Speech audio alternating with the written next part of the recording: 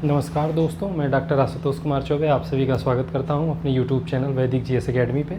दोस्तों, कल हम लोगों ने जो है सल्तनत कालीन इतिहास जानने के स्रोत के बारे में देखा और आज हम लोग सल्तनत कालीन राजनीतिक इतिहास को देखेंगे।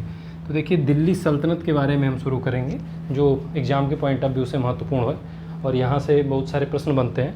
लेकिन उसके पहले हम लोग थोड़ा सा संक्षेप में अरब और तुर्की आक्रमण के भी विषय में देखेंगे, क्योंकि यहाँ से भी कभी कभी जो है प्रश्न बन जाते हैं सीधे। तो सबसे पहले देखिए, 712 ईस्वी में मोहम्मद बिन कासिम नाम का एक अरब सेनापति रहता है जिसने सिंध पर विजय पाई थी और ये पहला सफल अरब आक्रमण रहता है। इसके पहले भी अरब आक्रमण हो चुके होते हैं। अब अरब आक्रमण के पीछे एक छोटी सी कहानी है जो मैं आपको बता देता हूँ, थोड़ा सा आपके दिमाग में फिगर बन जाएगा कि जिस समय अरबों का सिंध पर आक्रमण होता है उस समय सिंध पर जो है दाहिर नाम का एक हिंदू शासक राज कर रहा होता है और एक जहाज़ होता है अरबों का जो श्रीलंका से जा रहा होता है और उसको सिंध के लुटेरों द्वारा लूट लिया जाता है। और जो इराक़ का गवर्नर रहता है हज्जाज, वो इसका दोषी जो है दाहिर को मानता है और उसके बदले के तौर पे जो है अरबों का सिंध पे आक्रमण शुरू होता है। और पहले कई आक्रमण होती हैं और उन्हें सफलता नहीं मिलती है। बाद में मोहम्मद बिन कासिम जो है वो आक्रमण करता है और 712 ईस्वी में पहला सफल आक्रमण इसका सिंध पर होता है। तो ये आप याद रखिएगा। इसके बाद देखिए, जो अरबों का आक्रमण, उसके बाद हाँ एक चीज़ और है कि जो अरबों का आक्रमण होता है उसके बारे में एक रचना है चचनामा, उससे सूचना मिलती है सिंध पर अरबों के आक्रमण के बारे में। अब इसके बाद देखिए, इस अरबों के आक्रमण के बाद तुर्की आक्रमण होते हैं और तुर्की आक्रमण में पहला आक्रमण का क्रम है वो महमूद गजनवी का आक्रमण होता है। आप सभी जानते भी हैं, बहुत प्रसिद्ध अभियान रहा है और सबको पता है कि नहीं, इसने 17 बार जो है आक्रमण किया था हिंदुस्तान पे। तो इसकी कुछ प्रमुख उपाधियाँ हैं जिसको हम देख लेते हैं जो परीक्षा में पूछी गई हैं। तो इसकी एक उपाधि है यामीनुद्दौला और दूसरी इसकी एक उपाधि है अव्यमेक्तम मुहम्मद अवतार, और ये उपाधि जो है इसकी चांदी के सिक्कों पर इसकी पाई जाती है और इसको आप याद रखिएगा, ये परीक्षा में पूछी गई। अब इसके देखिए कुछ प्रसिद्ध आक्रमण है। इलियट ने बताया, एक विद्वान है, कि इसने 17 बार हिंदुस्तान पर आक्रमण किया था। तो उन आक्रमणों के बारे में हम देख लेते हैं क्योंकि वो भी एग्जाम में पूछे जाते हैं। आक्रमणों का सन दे दिया जाता है और उससे संबंधित स्थान दे दिए जाते हैं। तो जो पहला आक्रमण है ये शाही वंश के शासकों के ऊपर इसका हुआ था 1001 ईस्वी में। अगर प्रथम आक्रमण पूछा जाए तो आप याद रखिए। इसके बाद देखिए, 1004 में इसने मुल्तान पर आक्रमण किया, फिर 1010 में नगरकोट का आक्रमण होता है, फिर 1014 में थानेश्वर पर आक्रमण करता है, फिर 1015 में यह कश्मीर पर आक्रमण करता है, 1018 में मथुरा और कन्नौज पर इसका आक्रमण होता है। इसी सन 1018 में ही मथुरा और कन्नौज दोनों जगह पे आक्रमण करता है। फिर अगले वर्ष जो है इसका आक्रमण कलिंजर पे होता है। फिर 1025 में इसका आक्रमण सोमनाथ पे होता है या सोमनाथ पे होता है। तो ये इसके प्रमुख आक्रमण हैं, ये हमें याद रखने। और आप सभी जानते हैं कि इसके आक्रमण का जो मुख्य उद्देश्य था वो हिंदुस्तान से केवल धन प्राप्त करना था, सत्ता स्थापित करना इसका कोई उद्देश्य नहीं था।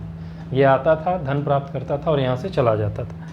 अब इसके बाद इसके खिलाफ जो है देखिए एक विरोधी संघ का गठन होता है। इसको भी परीक्षा में कई बार पूछा गया है। तो उसमें कौन कौन शामिल था आप इसको याद रखिए कि चंदेल शासक था विद्याधर, उसके बाद कन्नौज का शासक त्रिलोचन पाल था और शाही शासक जो था वो उसका नाम भी त्रिलोचन पाल था। तो आपको याद रखना है कि 2 त्रिलोचन पाल रहते हैं और विद्याधर चंदेल, ये तीनों मिलके इसके खिलाफ संघ बनाते हैं। हालांकि ये संघ सफल नहीं होता है। विद्याधर चंदेल से इसकी लड़ाई होने वाली रहती है लेकिन बाद में मामला सुलझ जाता है, इसलिए युद्ध नहीं हो पाता है, कोई किसी को पराजित नहीं कर पाता है, बिना निर्णय के युद्ध समाप्त हो जाता है।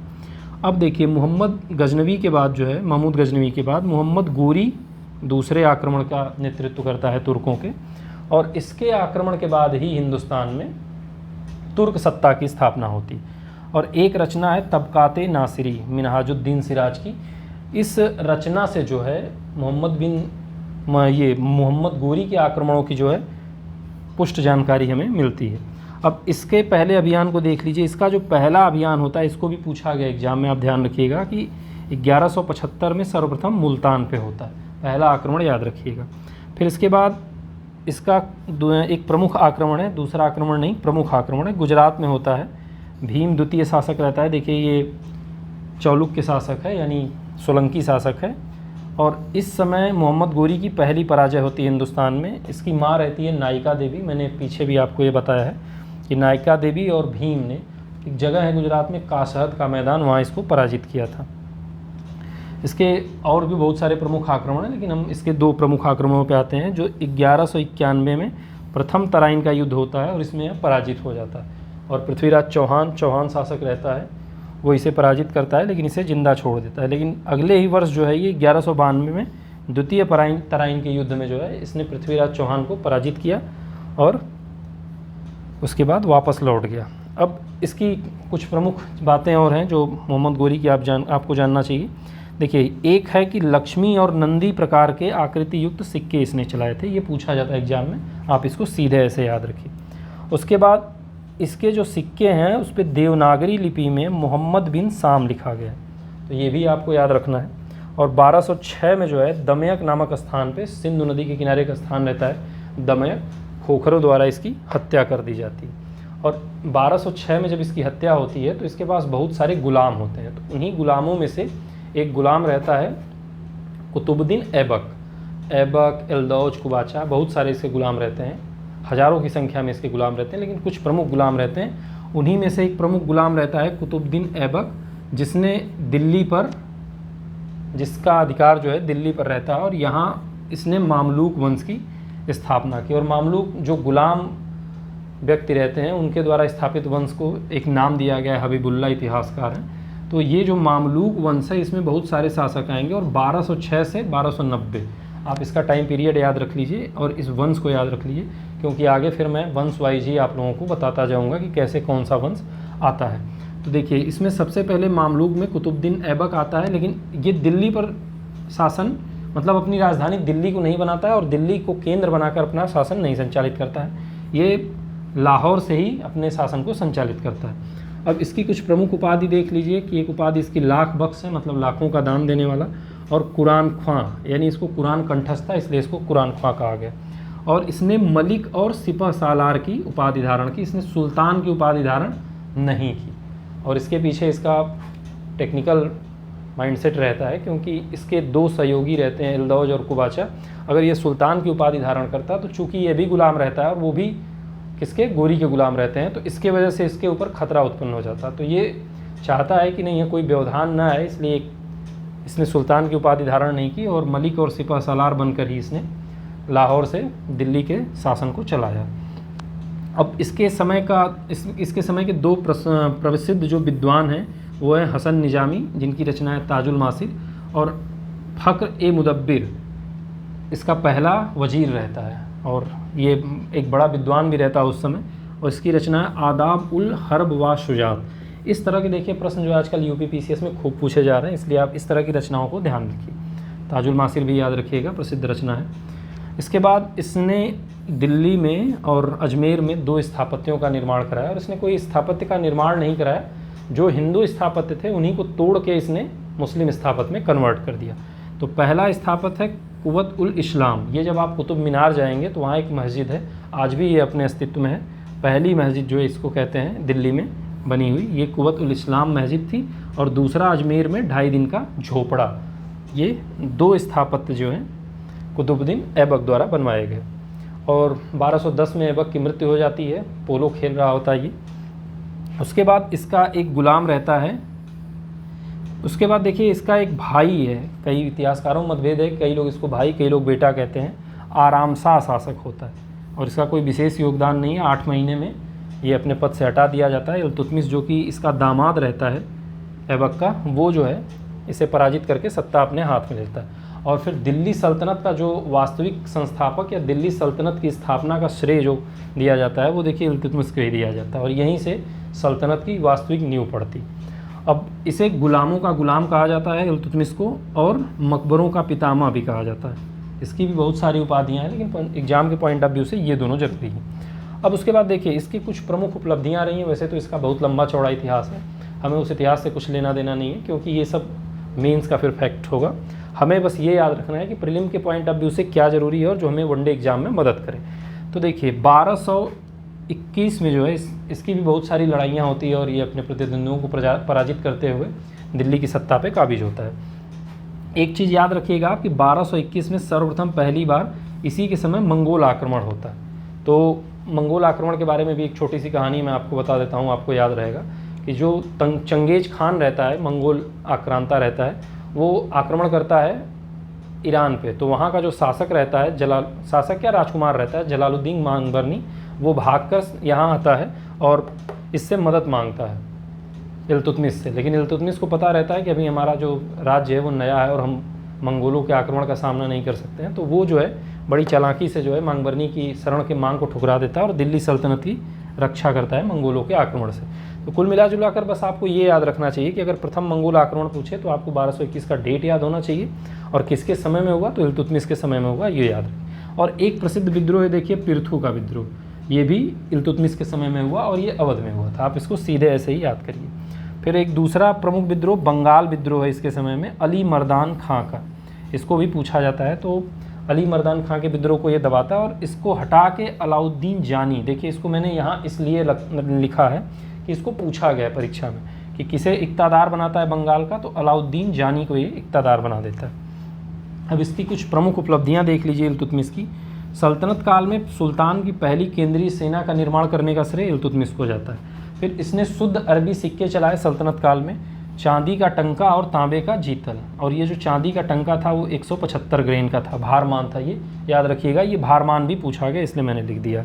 फिर इसने न्याय की व्यवस्था की और अपने राजमहल के बाहर 2 शेर को, मतलब शेर की मूर्तियाँ स्थापित कराता है और उसमें जंजीर टंगवाता है और घंटी लगवाता है और उसे हिलाकर या बजाकर कोई भी आदमी गुहार लगा सकता था सुल्तान के सामने। तो ये भी आप याद रखें।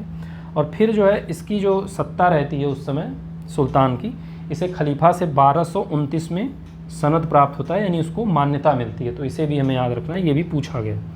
उसके बाद देखिए रुकनुद्दीन फिरोज शासक होता है, उसके बाद रजिया सुल्तान शासक होती है, फिर बहराम शाह, अलाउद्दीन मसूद शाह और नासिरुद्दीन महमूद, ये क्रम से शासक होते हैं। हाँ, एक चीज़ और है कि यहाँ आपको मैं प्रशासनिक चीज़ें और बहुत सारी चीज़ें जो नहीं बता रहा हूँ, वो जब मैं सल्तनत कालीन प्रशासन पढ़ाऊँगा या बताऊँगा तो उसमें सल्तनत काल के प्रशासन में सारे शासकों का प्रशासन एक साथ, अर्थव्यवस्था एक साथ, इस तरह से मैं चलते जाऊँगा। और अभी क्या है, सिर्फ इन लोगों की राजनीतिक उपलब्धियाँ और जो छोटी मोटी उपलब्धियाँ या प्रमुख उपलब्धियाँ हैं उन पर मैं चर्चा कर देता हूँ। तो आप इसके बाद इन शासकों के क्रम को भी याद रखिएगा, क्योंकि परीक्षा में कई बार क्रम भी पूछ देते हैं। तो आप याद रखिए कि इल्तुतमिश के बाद जो है रुकनुद्दीन फिरोज शाह, उसके बाद रजिया शासक होती है, फिर बहराम शाह शासक होता है, फिर अलाउद्दीन मसूद शाह, उसके बाद नासिरुद्दीन महमूद शासक होता है। और नासिरुद्दीन महमूद के बाद जो है अगला जो प्रमुख शासक होता है वो बलबन होता है। और इससे भी देखिए परीक्षा में प्रश्न पूछे जाते हैं। तो इसकी उपाधि बलबन की देख लीजिए, उलूग खान थी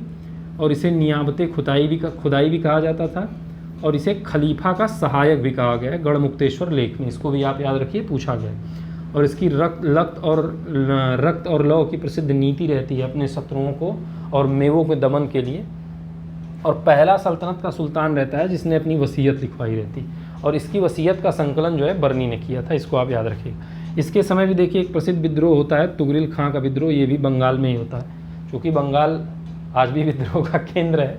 राजनीतिक रूप से देखते हैं कि नहीं, हमेशा जो है केंद्र की जो सरकार होती है, बंगाल की सरकार का कभी उससे बना नहीं और हर बार विरोध ही रहता है, चाहे मार्क्सिस्टों की गवर्नमेंट रही हो, चाहे अभी दीदी की सरकार हो। खैर ये पॉलिटिकल मामला है। तो उस समय भी देखिए दिल्ली से बंगाल की दूरी बहुत ज़्यादा थी, तो हमेशा यहाँ पे विद्रोह होते रहते थे और इसको परिपूर्ण नरक की संज्ञा दी जाती थी, ऐश्वर्यपूर्ण नरक की संज्ञा दी गई है।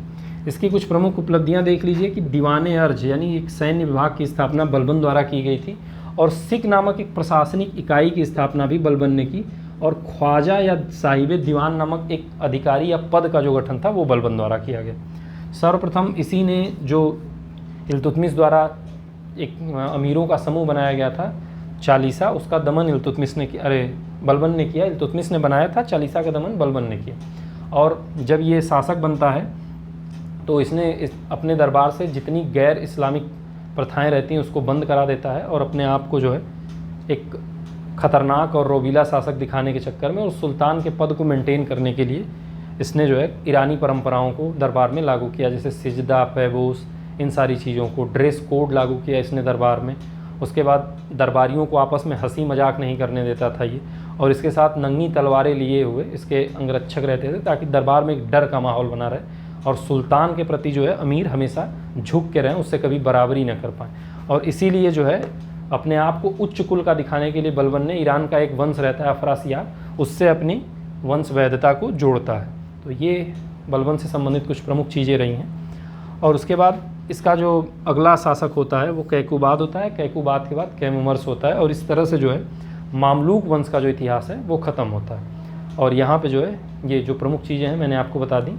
अब इसमें देखिए, अब जो अगला वीडियो होगा हमारा वो खिलजी वंश पे बनेगा। ऐसे करके दो दो वंश को मैं लेके एक वीडियो में पूरी कोशिश करता हूँ कि एक वीडियो में जो है 2 वंश आ जाए, 2-3 वीडियो में सल्तनत कालीन राजनीतिक इतिहास ख़त्म हो जाएगा और उसके बाद हम तेज़ी से आगे बढ़ेंगे। अभी के लिए धन्यवाद।